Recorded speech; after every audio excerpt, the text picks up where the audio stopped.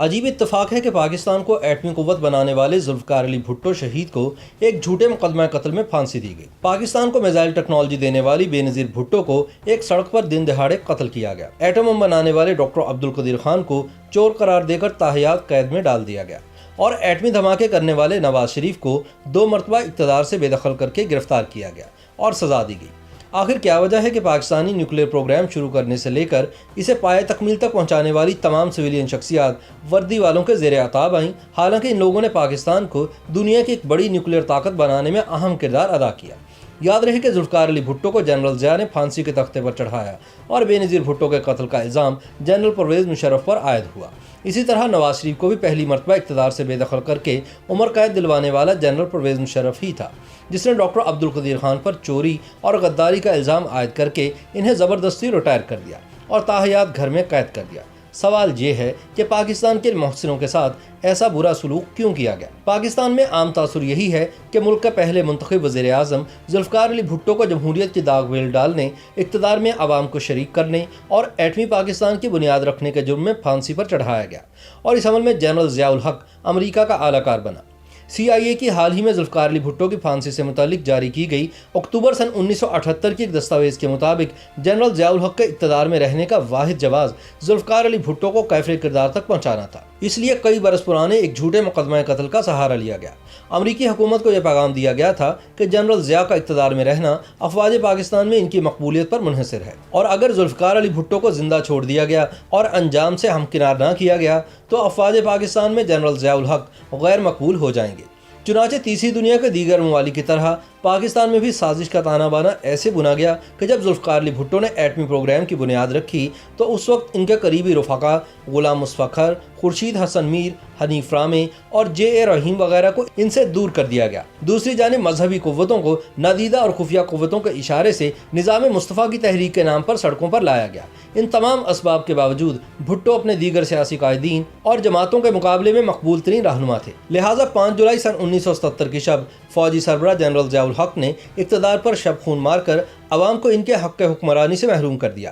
آگے چل کر اس سازش میں عدلیہ نے بھی اپنا بھرپور حصہ ڈالا اور پھر بھٹو کی سزائے موت کے فیصلے پر مہر تصدیق ثبت کرنے کے لیے فوجی حکمران کی جانب سے پنڈی جیل کا انتظام افواج پاکستان کے سپرد کر دیا گیا۔ ذوالفقار علی بھٹو قانون کے مطابق اس وقت کے ناجائز صدر ضیاء الحق سے رحم کی اپیل کر سکتے تھے، لیکن انہوں نے غاصب جرنیل سے رحم کی اپیل نہیں کی، جس کے بعد 4 اپریل سن 1979 کو بھٹو کو راولپنڈی میں پھانسی دے دی گئی۔ بھٹو نے اپنی موت سے بہت پہلے ہی اپنے خلاف کی جانے والی امریکی سازش کا انکشاف کر دیا تھا۔ انہوں نے راجہ بازار راولپنڈی میں امریکی وزیر خارجہ ہنری کسنجر کا ایک دھمکی امیز خط لہراتے ہوئے بتایا تھا کہ پاکستان کو ایٹمی طاقت بنانے کی وجہ سے امریکہ ان کی جان کے درپے ہے۔ بھٹو نے کہا تھا کہ امریکہ ایک بکھرے ہوئے ہاتھی کی طرح ہے، ہاتھی کی یادداشت بہت تیز ہوتی ہے اور وہ کبھی اپنے دشمن کو معاف نہیں کرتا، لیکن میں ہر دشمن کا مقابلہ کرنے کے لیے تیار ہوں، چاہے اس جنگ میں میری جان ہی کیوں نہ چلی جائے۔ ہاتھی نے پاکستان کے مفادات کی جنگ لڑنے والے ذوالفقار علی بھٹو کو تختہ دار پر لٹکا کر اپنا انتقام لے لیا۔ تاہم وقت نے ثابت کیا ہے کہ بھٹو کو CIA اور جنرل ضیاء الحق مل کر بھی نہ مار سکے اور بھٹو تاریخ میں زندہ رہنے کو ترجیح دیتے ہوئے امر ہو گیا۔ جنرل ضیاء کے طیارہ حادثے میں بھسم ہو جانے کے بعد سن 1988 کے جماعتی انتخابات کے نتیجے میں بے نظیر بھٹو عالم اسلام اور پاکستان کی پہلی خاتون وزیر اعظم بن گئی۔ جمہوریت دشمن قوتوں کو بے نظیر بالکل پسند نہ تھی، لہٰذا چند مہینے بعد ہی ان کی حکومت کو ختم کر دیا گیا۔ تاہم بے نظیر کو اقتدار سے بے دخل کر کے IGI کے پلیٹ فارم سے نواز شریف کو اقتدار میں لانے والوں کی میاں صاحب سے بھی نہ بنی اور انہوں نے نواز شریف کی پہلی حکومت کا بھی جلد خاتمہ کر دیا۔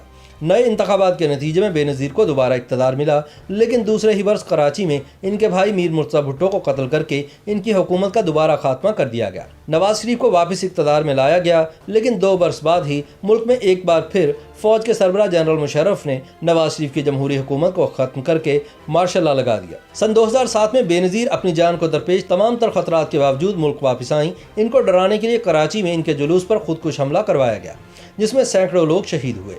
بے نظیر کو مشرف کی طرف سے پیغام دیا گیا کہ اگر وہ واپس نہ گئیں تو ان کی جان کو خطرہ ہو سکتا ہے۔ بے نظیر چند دنوں کے لیے ملک سے باہر گئیں، مگر موت کی پرواہ نہ کرتے ہوئے ایک بار پھر پاکستان واپس آ گئیں۔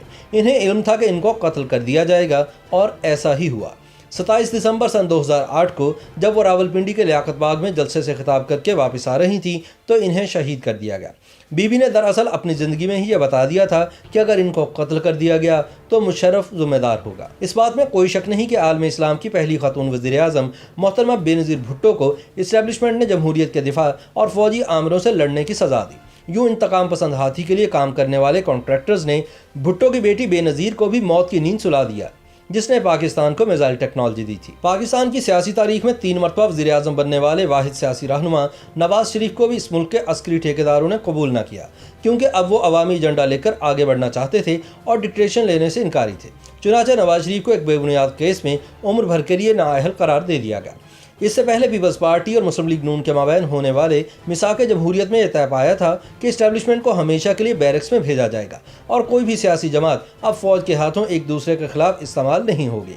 नवाज शरीफ की छुट्टी करवाए जाने की अहम वजह यह बताई जाती है कि साबिक फौजी आमिर परवेज़ मुशर्रफ पर गद्दारी के मुकदमे में ट्रायल शुरू कराना इस्टेब्लिशमेंट के लिए काबिल कबूल न था और नवाज शरीफ ने बोल्ड स्टेप लेकर इस्टेब्लिशमेंट से पंगा ले लिया था। यूँ अमरीकी दबाव को मुस्तरद करते हुए एटमी धमाके करने वाले नवाज शरीफ को भी निशान इबरत बना दिया गया। इसी तरह बाबा एटम बम कहलाने वाले मोहसिन पाकिस्तान एटमी साइंसदान डॉक्टर अब्दुल कदीर खान को मुल्क का दिफा नाकाबिल तस्खीर बनाने का सिला ये दिया गया कि परवेज़ मुशर्रफ ने अमेरिका की खुशनुदी और अपने इक़्तिदार को तूल देने के लिए इन्हें 2 अशरे पहले चोर और गद्दार करार देकर ताउम्र नज़रबंद कर दिया। कौम के दिफा को मजबूत बनाने वाले इस अजीम मोहसिन को उस वक्त शदीद मुश्किलात का सामना करना पड़ा जब मगरिब की गुलामी करने वाले हुक्मरानों ने अपने आकाओं के हुक्म पर इन्हें एटमी टेक्नोलॉजी की स्मगलिंग में मुलव्विस करार दे दिया। 4 फरवरी सन 2004 को कौम ने देखा कि डॉक्टर अब्दुल कदीर खान सरकारी टेलीविज़न पर वो कुछ कह रहे हैं जिसका यकीन शायद किसी पाकिस्तानी ने आज तक नहीं किया। ताहम जिस शख्स को मुजरिम करार दिया गया था वो आज भी कौम का हीरो है और इस मोहसिन पाकिस्तान से माफ़ी मंगवाने वाले फौजी आमिर को एक खुसूसी अदालत गद्दार करार देकर 3 मरतबा सज़ाए मौत का हुक्म सुना चुकी है। लेकिन मुक्का लहराने वाला साबिक कमांडो जनरल सज़ा के डर से मुल्क से फरार हो गया और ताहाल मफरूर है। YouTube पर गूगली न्यूज देखने के लिए youtube.com की सर्च बार में गूगली न्यूज टीवी टाइप करें। गूगली न्यूज के पेज पर सुर्ख रंग के सब्सक्रिप्शन वाले बटन पर क्लिक करना ना भूलिए। YouTube पेज पर अपलोड होने वाली वीडियोस से बाखबर रहने के लिए बेल आइकन पर क्लिक कीजिए। आपको हर नई वीडियो के बारे में नोटिफिकेशन मौसूल हो जाएगा।